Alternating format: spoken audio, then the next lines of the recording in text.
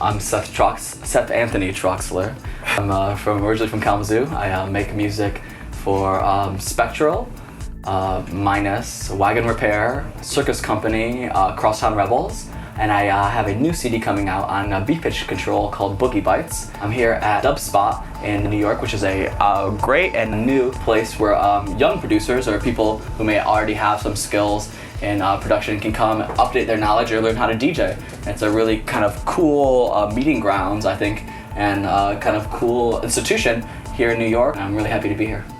So I got into electronic music, I guess, when I was maybe like 8, and because my stepdad was into music, dad's music, he had a radio show, and his friends had like a little club night. So we listened to his friends' like tapes, and kind of like a lot of Dance Mania records or old kind of like house stuff. So then I got some turntables for like my 15th birthday when I was like a freshman, and I got all these old records from my stepdad, and I started DJing and stuff. And then every day, like 4, 5, 6 hours a day, as soon as I got home from school, playing records. It was kind of like a rave crew from my suburb, like Matthew Deere, went to the same high school as I did. Never thought for a minute like I wanted to be like, I was gonna be some famous DJ, you know. In Detroit forever, we didn't even know that you could get out of Detroit and DJ because there's so many pioneers there, you know, they're broke, they're just hanging out. And then I had went over to Sonar with Matt Deere, and you know, I'm like, hey, it's local Matt Deere. He's playing on the main stage before Rich. There's 10,000 people in the crowd, and I was like, for real? Oh, you can get paid doing this? And like people go to parties? I was like, that's crazy, yo! This is a DJ school, the best. And actually the only lesson I ever got with DJing, I was hanging out with this guy, Ricky Callis, and we were at his house, like having like a little like mini like suburban house rave, you know, with like a couple of our friends. And he was like, yo, dude, just like try to get the claps to match. And if you can get the claps to match, you're gold. And I use that today. Because you can't hear it a lot of times in the club, it's boom, boom, boom. So you're just like, let's get that clap. You're just like, oh, find the first clap, boom, clap, clap. And it's like, yep, all right, mix is tight. I use Serato now because with traveling, it's just kind of hard to like carry records. I still buy loads of vinyl, so buy records. They're beautiful. And now I prefer the Allen and Heath mixer. I'm a DJ who I like to mix slowly. You can be precise, you know, there's like 4 EQs. You can be really kind of like, okay, I want to bring this sound in, and for me, this is what's really perfect. You hear new stuff coming out, your friends talk about new people, you're like, okay, that's cool, let's check this out. I mean, I kind of have like a thing too where I only like to play music, like if I find out somebody's a total dick, I won't play their tracks. Because I'm like, that guy's a dick. Like, I don't want to be associated with that. Like, it's a cool track, cool, whatever, that guy's a dick. I don't like a lot of flair when I mix. I don't like DJs who do a lot of flair. It's just kind of like, hey, let's just work with the vibe. Check out some people, see what's going on in the party, and try to go from there, you know? Like if there's 7 people in the party and like 5 of which are at the bar, don't play banging techno. Like try to make something for your situation all the time. It's like not really about you so much.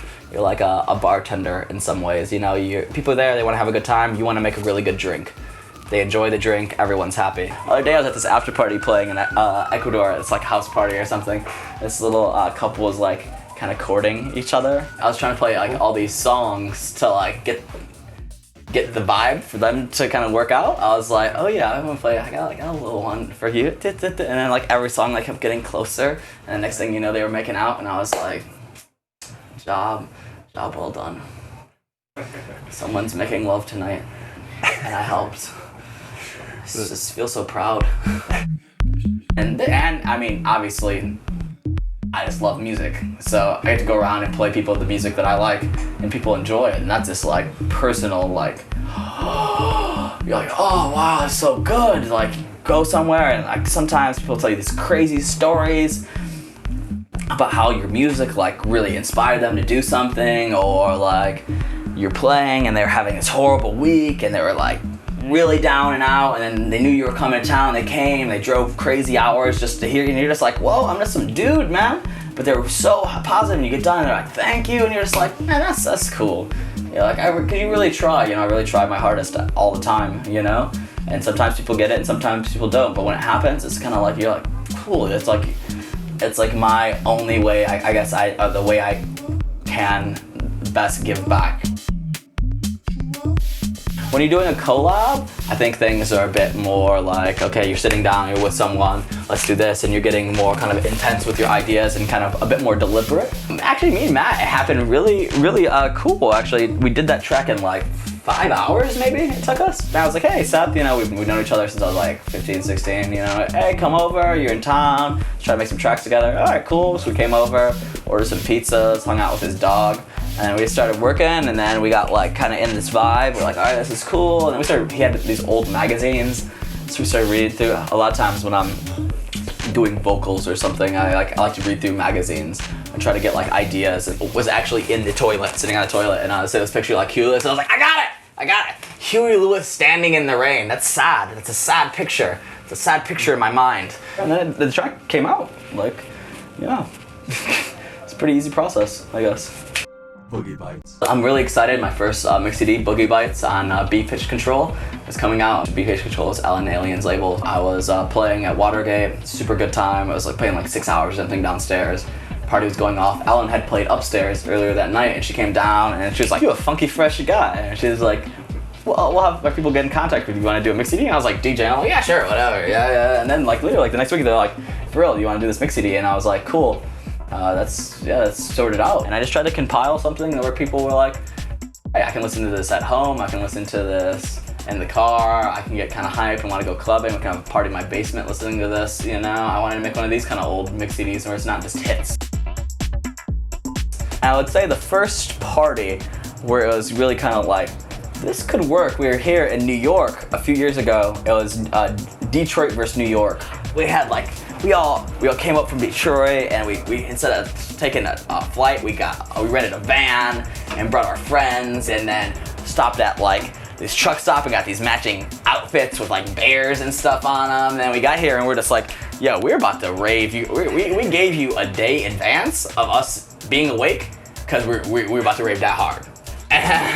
And then we showed up and then had this great party, and we're just like, we're on fire. And then like after party, we found a dead pig's head outside the party, and we're carrying around this pig's head. It was just crazy. And that was kind of like, whoa, this is some special party. And people are like, yo, these guys are cool. You have a great gig. You're just like, oh, it's really buzzing. And when we did this party, we had already been throwing parties in Detroit for quite a long time and had a vibe going through that. We were just bringing over loads of people from Europe and other places in the world that we wanted to hear, because our local scene wasn't catering to my personal needs. I guess it's selfish in a way. Like I was like, this is what I want a better party. I want to party better for myself. So I guess I have to make it myself. And then, you know, it's like you build a resume as well, you know, so I'm playing and then I'm going around, you know, meeting people in Europe, you know, you're playing for like $200, you're hardly getting by, you know, you gotta make your way up, you gotta, you know, earn your keep, basically. And then like the more records I got coming out, the more kind of requests you get from kind of random places. And then slowly and surely everything kind of just works. It's all really organic, it's all really slow. We are right now developing this project. It's like Ryan Cross and Lee Curtis and I, where we did this project Visionquest. We had this pretty big remix last year for B pitch of Kiki called Good Voodoo, and did really well. And so now we're taking that project and making it a big live performance. And we talked to like Richie Houghton, he's like kind of an old friend of ours, so he helped us out with the whole setup and how we can link everything. And we're taking it actually to a live performance thing, where those guys, they're really good at playing live. And I'm using Ableton, and then we got some outboard effects and stuff, and I'm gonna be doing vocals and kind of like, it's gonna be like a whole show with visuals, everything's gonna be linked. I mean, my posse, we have a really tight posse, you know, and that's helped loads for everyone in our group. It's like Ryan Crossan, Lee Curtis, Sean Reeves, Bill Patrick. I just got my friend Gucci's name tattooed on my arm, right there, yeah. He was like, yo, it was a crazy night. I got my name, my friend Charles' name tattooed. He's a crazy guy. And I was like, well, I can't just have you walking around with my name tattooed on your arm. I gotta do it too. Wow. Yeah. I mean, I actually am crazy. Right. Michigan crazy, that's what we say. Kalamazoo crazy. Kalamazoo crazy. We always have this joke where people from Midwest, we come off kind of cool because it's like, we have good teeth. Because you don't trust a crazy guy with bad teeth. You're like, that guy's weird. But if you're crazy and you have good teeth, you're like, hey, I put on a smile, you know? Then it's like, oh, they're just creative. Right. And it's like, no, I'm crazy, but